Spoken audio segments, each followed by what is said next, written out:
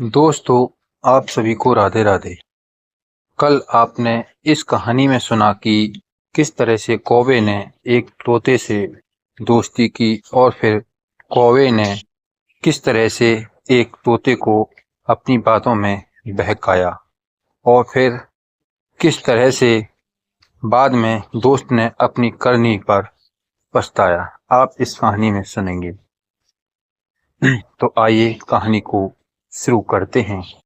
और फिर कौवे को इसी प्रकार सोचते सोचते 1 डेढ़ घंटा बीत गया और फिर कौवे ने एक तरकीब निकाली कि जब तोता कहेगा कि चलो घूमने चलते हैं तो बोल दूंगा कि मेरी तबीयत आज बहुत खराब है। कौवे ने अपने मन में बहुत बड़ा चालाक बन रहा था, लेकिन तोता ने कौवे की चालाकी को समझ लिया कि आज रसोई में मछली बन रही है। मछली को देखकर कौवा बहाने बना रहा है। तब तोता बोला, देखो भाई, रसोई में कोई उल्टी सीधी हरकत मत करना, किसी भी चीज को मत छूना वरना गड़बड़ हो जाएगी। मेरी बात मानो और मेरे साथ चलो। कौवा कहता है, नहीं भाई, मैं सच कह रहा हूँ, आज मेरी तबीयत बहुत खराब है। तुम ये मत सोचना कि मछली को देखकर मेरा मन खराब हो गया और बहाने बना रहा हूँ। मैं सच में कह रहा हूँ कि आज मेरी तबीयत बहुत खराब है। और फिर तोता कहता है, ठीक है, तो मैं ही चला जाता हूँ, लेकिन जाते जाते फिर से एक बार कहता हूँ कि कोई गड़बड़ मत करना। तब कौवा कहता है, अरे तोता भाई, कोई गड़बड़ नहीं होगी, विश्वास करो। और फिर कौवे ने तोते को बताया कि मैं किसी बात को, किसी चीज को नहीं छूऊंगा। और फिर बार बार तोते को भरोसा दिला दिया और फिर तोता को कौवे की बात पर विश्वास हो गया कि अब कोई गड़बड़ नहीं करेगा। इतना कहकर तोता चला गया और फिर कौवा मन ही मन अपनी चालाकी पर खुश होने लगा।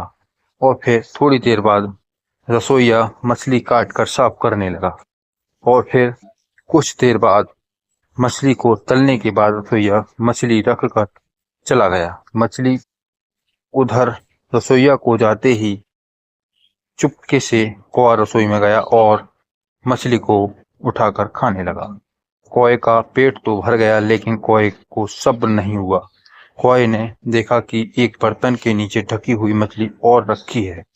बर्तन को कौवे ने अपनी चोंच से हटाया तो बर्तन नीचे गिर गया, लेकिन कौवे ने बर्तन की आवाज की परवाह न करते हुए वह मछली को आराम से बैठकर खाने लगा।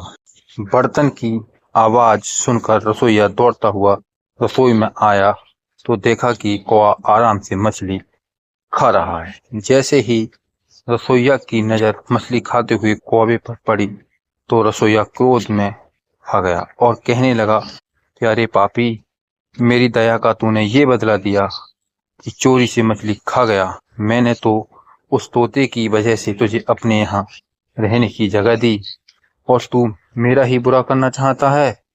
अब ले, मैं तुझको सबक सिखाता हूँ। ये कहते हुए रसोइया ने कौवे की गर्दन को पकड़ लिया और गुस्से में कौवे के सभी पंख उखाड़ दिए। कौवे दर्द से चीखता चिल्लाता रहा, लेकिन उस रसोइया को कौवे पर जरा भी दया नहीं आई और बोला, अब तू यहीं पड़ा सड़ता रहे, लालची कौवे, ये तेरी सजा है। कौवा दर्द के मारे एक कोने में दुबक कर बैठ गया और अपनी करनी पर आंसू बहाने लगा। उधर शाम को जब तोता वापस आया तो कौवे की ऐसी हालत को देखकर वह सब कुछ समझ गया कि उसकी गलती की ही उसे सजा मिली है। तोता कहता है कि क्यों कौवे भाई, मैंने तुझे समझाया था कि कोई हरकत मत करना, लेकिन तू नहीं माना।